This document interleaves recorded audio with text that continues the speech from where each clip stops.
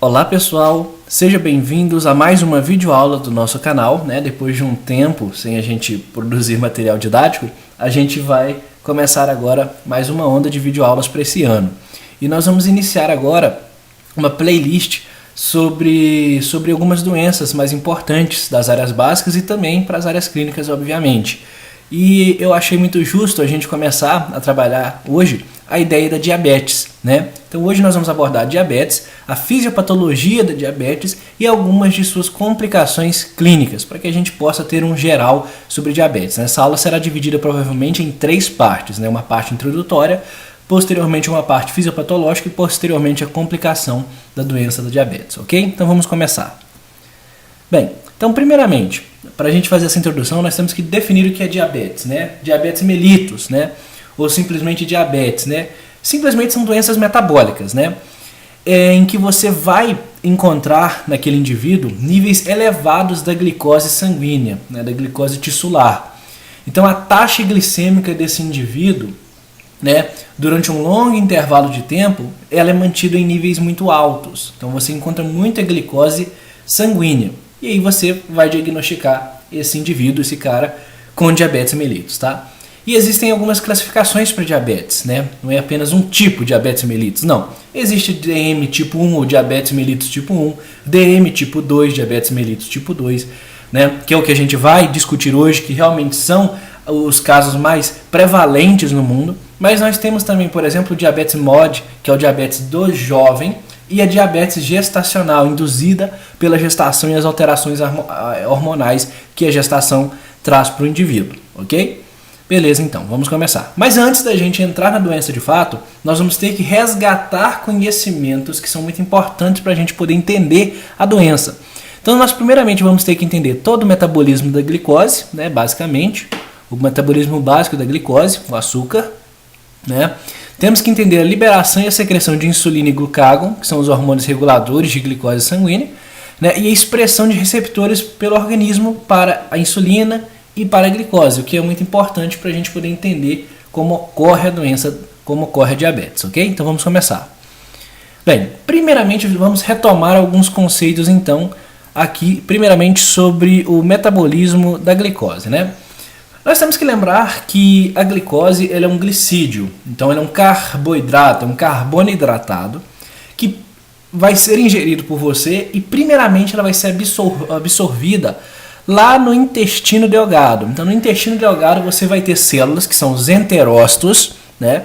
Que são as células que têm a principal função, são as células epiteliais intestinais, de realizar a absorção de substâncias, a absorção de nutrientes, né?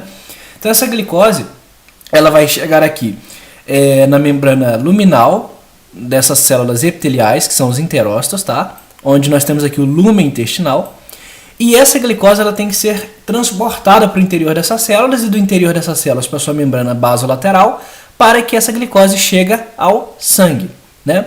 Como é realizado o transporte de glicose então, pessoal? Primeiramente, o transporte de glicose, a coisa mais importante que nós precisamos entender agora é que é realizado um simporte de glicose e íons de sódio. Portanto, a glicose é transportada no intestino por meio de um transporte ativo com o sódio, um transporte ativo dito secundário, né? Nós temos então uma bomba aqui na membrana luminal em que coloca-se o íon de sódio para o interior do enterócito e ao mesmo tempo a glicose aproveita e entra para o citoplasma das células epiteliais, das células dos enterócitos, ok? Maravilha, então a glicose agora está no interior dessas células dos enterócitos. Existe então agora receptores transportadores para a glicose, para ela ir para o sangue, tá? E esse transportador de glicose, principalmente nas células intestinais, é o GLUT2. A gente vai ver que existem os transportadores de glicose. E aí a glicose do enterócito, ela passa para o sangue, tá? Observem que para gerar esse transporte ativo existe uma bomba aqui, ó, na membrana basolateral, que é uma sódio-potássio ATPase, onde a gente vê que existe gasto de ATP formando ADP, para que coloque o potássio para dentro e o sódio para fora, criando um gradiente eletroquímico no interior dessa célula para que o sódio possa entrar, trazendo consigo a glicose. E aí essa glicose vai passar agora para o sangue. E aí nós temos agora a nossa glicose sanguínea, ok? e isso vai ocorrer principalmente após a alimentação, ok? Beleza. Uma vez no plasma sanguíneo, pessoal, essa glicose agora, e essa imagem aqui, ela está demonstrando basicamente o que a gente acabou de ver, né? Ó, a glicose saindo do lume intestinal e passando pelas microvilosidades, né? Característica dos enterócitos, porque são células absortivas, né? E agora dentro da corrente sanguínea. E aí essa glicose ela vai se espalhar para inúmeros tecidos do corpo. Ela vai para o fígado, vai para o cérebro, para a musculatura, para o tecido adiposo, para o pâncreas, para todos os tecidos do corpo. E obviamente que existem alguns tecidos que a demanda de glicose é muito grande, por exemplo, o cérebro, ok? Beleza, então entendido isso. Glicose no sangue, a glicose vai ser distribuída por todo o organismo, maravilha. Agora, uma coisa que nós temos que entender é que existem basicamente dois tipos de tecidos corporais frente ao seu comportamento para com a captação de glicose. Existem tecidos, por exemplo, que são ditos insulino-dependentes e existem aqueles que são independentes de insulina. E vocês já sabem que a insulina é um hormônio secretado pelo pâncreas que estimula a entrada e a captação de glicose pelos tecidos periféricos. Então os tecidos que dependem de insulina, eles dependem da insulina estimular o aparecimento naquele tecido de receptores para glicose, né? De transportadores para glicose. Enquanto aqueles tecidos ditos independentes de insulina, eles já expressam esses sistemas de captação para glicose, esses transportadores de glicose, de forma constitutiva. Então, primeiramente, nós temos que lembrar que existem transportadores de glicose, e esses transportadores de glicose são famosos e conhecidos como glúteos. E existe aí o GLUT1, GLUT2, GLUT3, GLUT4 e GLUT5. E esses glúteos eles são expressos em basicamente todos os tecidos. Porém, existe uma densidade diferente desses glúteos, né? Por exemplo, existe o glúteo, por exemplo, 4, que está presente basicamente no tecido muscular e no tecido adiposo. Daí a importância do tecido muscular adiposo quando a gente for falar de diabetes. Aí a gente vai entender por quê. Ok? Beleza, então eu vou aqui dar ênfase em dois desses receptores, que é o GLUT2 e que é o GLUT4, tá? O GLUT2 está expresso em fígado, nas células beta, e essas células beta são células betas de onde? Do pâncreas, né? A gente tem que lembrar que o pâncreas é uma glândula, né, considerada mista, que tem uma porção endócrina e exócrina. A porção endócrina do pâncreas é as ilhotas de Langerhans, que tem as células alfa, beta, né? E essas células beta são as células produtoras de insulina.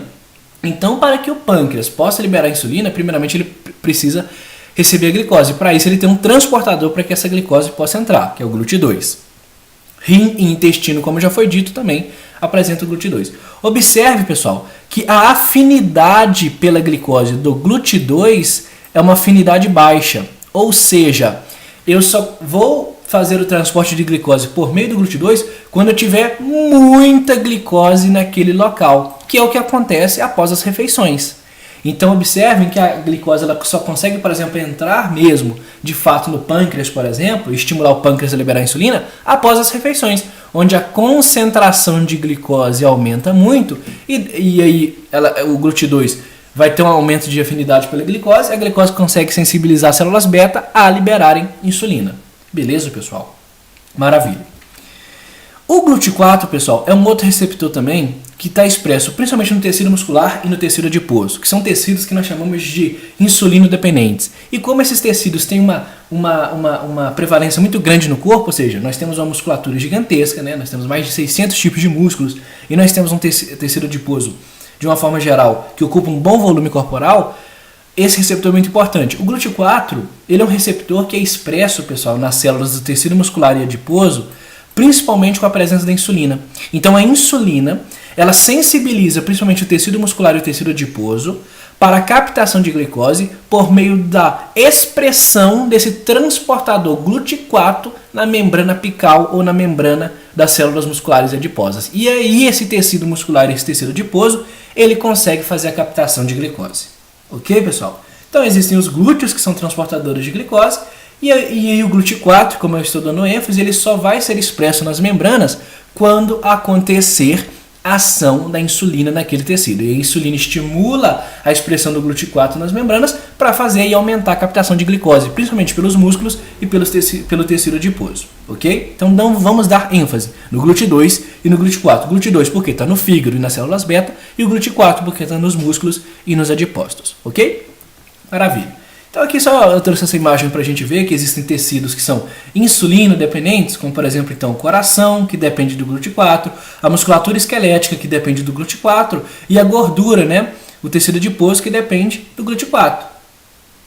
Se a gente for imaginar, o intestino aqui tem o GLUT2, o pâncreas, as células betas, o GLUT2, o fígado, o GLUT2 e o cérebro aqui, o GLUT3, ok?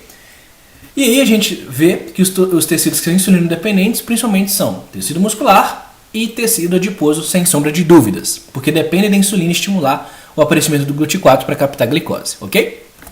Maravilha.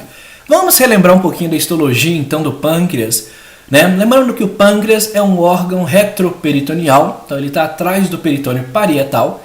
E esse pâncreas ele tem duas divisões, né? Ele tem um pâncreas exócrino, representado pelos ácinos pancreáticos, tá? Como a gente pode observar aqui. E esses ácinos pancreáticos eles estão mais ligados à fisiologia do trato gastrointestinal, no que diz respeito à secreção e liberação de enzimas pancreáticas, como a amilase pancreática, lipase pancreática, ok? E esses ácidos são importantes para a digestão de proteínas, de carboidratos, que porventura vão chegar até o intestino delgado. Só que essa porção exócrina não me interessa agora. O que interessa é a porção endócrina do pâncreas, que são essas ilhas aqui chamadas de ilhotas de Langerhans. Essas ilhotas de Langerhans são compostas por células chamadas de células alfa, células beta. Existem outras células chamadas de células delta, que produzem somatostatina, mas não vem ao caso. Tá? E as células alfa e beta produzem hormônios. A célula beta produz insulina e a célula alfa produz o glucágon. Observem que alguns tecidos então eles necessitam da insulina para realizar a translocação do GLUT4 e expressar o GLUT4 na membrana. Quem? Músculo e gordura. Mas como ocorre essa liberação de insulina? Por isso que nós estamos revisando a histologia do pâncreas. Nós vamos agora olhar para dentro de uma célula beta, dentro de uma ilhota de Langerhans dentro do pâncreas, para a gente entender como ocorre a liberação de insulina. Vamos lá. Bem, então isso aqui é um desenho esquematizado para a gente entender um pouquinho como ocorre a liberação de insulina. A gente pode perceber que nós temos aqui as células betas das ilhotas de Langerhans no pâncreas, tá? E tudo vai começar com o seguinte. Primeiramente, nós temos lá o aumento da glicose sanguínea, né? Então a glicose ela vai aumentar devido à alimentação, e essa glicose ela vai ser levada às células beta por meio de um transportador de glicose chamado de GLUT2. E aí essa glicose ela entra para o interior dessa célula beta. Lá a glicose ela sofre seu metabolismo. A glicose vai ser fosforilada pela glucoquinase, formando glicose 6-fosfato, dando origem ao ácido pirúvico, né, o piruvato, formando muito ATP na membrana mitocondrial, né, pela cadeia respiratória, fosforilação oxidativa, formando ATP. O aumento do ATP, pessoal, vai fechar canais de potássio que são sensíveis ao ATP. Com o fechamento desses canais de potássio que são sensíveis ao ATP, pessoal, nós vamos estimular uma modificação da voltagem de membrana, permitindo a entrada de íons de cálcio, tá? Que é importante, tá? E levando uma despolarização dessa membrana da célula beta. Olha que interessante. Isso vai estimular a abertura desse canal de cálcio. Esse cálcio ele vai entrar. E o que está acontecendo ao mesmo tempo no interior dessa célula beta? No interior dessa célula beta está sendo sintetizada e armazenada em vesículas no interior do citoplasma a insulina, né? A síntese da insulina é muito complexa, então eu nem trouxe aqui, mas ela é pró-insulina e vai sendo sintetizada e vai sendo armazenada no interior de vesículas. Vocês já sabem que o cálcio ele é um íon muito importante para modificar o citoesqueleto celular. Portanto, com a entrada do cálcio, devido ao fechamento do canal de potássio, que é sensível ao ATP, você tem a entrada desse cálcio, e esse cálcio ele estimula a fusão dessas vesículas, que estão repletas de insulina, na membrana celular. E agora nós vamos ter o quê? A saída da insulina e a secreção de insulina para o sangue, a partir das células beta. Então tudo começou com o aumento da concentração de glicose sanguínea. A glicose então aumenta a afinidade ali no GLUT2, a glicose é metabolizada dentro da célula beta, aumenta o conteúdo de ATP, que vai fazer com que haja o fechamento de canais de potássio sensíveis ao ATP. Isso vai levar a uma despolarização dessa célula, abertura de canais de cálcio, influxo de íons de cálcio para o interior da célula beta, levando à fusão dessas vesículas contendo insulina para que haja secreção de insulina no sangue. E aí essa insulina, como eu disse aos senhores, ela vai agora agir nos tecidos periféricos para estimular a captação de glicose. Ok? Beleza. Então agora a gente já vai ver a ação da insulina nos tecidos periféricos. Então a gente vai ver agora como essa insulina ela vai agir lá, por exemplo, no tecido muscular, no tecido adiposo, estimulando a translocação do GLUT4. Então aqui nós temos um receptor de insulina. Tá? Esse receptor de insulina, ele é um receptor que a gente chama de que tem um domínio enzimático, né? Ele é um receptor citoplasmático com domínio enzimático, né? Que possui aqui um substrato chamado de IRS, que é um substrato de tirosina, tá? Então, quando a insulina, ela se liga nesse receptor, olha o que acontece. Esses receptores eles se aproximam e há uma fosforilação trocada desse terminal beta desses receptores. Então, um fosforila o outro, um adiciona a molécula de fosfato no outro. E agora esses receptores estão ativos. Quando esses receptores eles se autofosforilam, eles agora fosforilam esse substrato chamado de IRS. E esse substrato chamado de IRS vai ser o cara responsável por toda a atividade, por uma cascata de sinalização intracelular, que nós não precisamos saber, pelo amor de Deus, mas que vai culminar, isso vocês têm que saber, com a translocação do GLUT4, que está no interior dessas vesículas, tá? Para a membrana da célula ali, do seu tecido adiposo e do tecido muscular, para começar a captar as moléculas de glicose. Só que eu quero chamar atenção para algumas coisas. Eu quero que vocês lembrem que a insulina é conhecida como um hormônio anabolizante, ou seja, é um hormônio que estimula o crescimento celular, estimula o desenvolvimento ósseo, né? Estimula todo o desenvolvimento junto com, por exemplo, a somatotrofina, né? O hormônio GH, com as tiroxinas. Então ele é um hormônio anabolizante, é o principal anabolizante do nosso corpo. Então esse IRS ele faz várias coisas no interior dessas células. Ele, por exemplo, estimula essa MAP quinase, que vai estimular o crescimento celular, a diferenciação celular e ações anti-apoptóticas. Ou seja, é por meio dessa MAP quinase que a insulina também estimula o crescimento celular. Né? É por meio disso, dessa via, que a insulina é conhecida como um hormônio anabolizante. É por meio dessa, quando esse IRS fosforila essa PI3 quinase, ela estimula principalmente a síntese de proteínas e glicogênio. Mais um motivo pela insulina ser conhecida como anabolizante.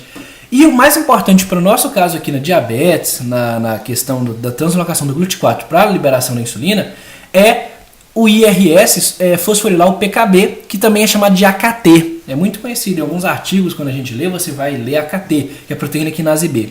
Essa AKT, ou proteína quinase B, quando fosforilada, ela vai fosforilar e estimular essas vesículas contendo o GLUT4, migrar para a membrana citoplasmática e se implantar na membrana citoplasmática para que haja agora o início da captação de glicose, pessoal. Ok. Uma curiosidade, né, que alguns artigos eles comentam, né, que a AKT é uma proteína que também pode ser induzida no meio intracelular pelo exercício físico.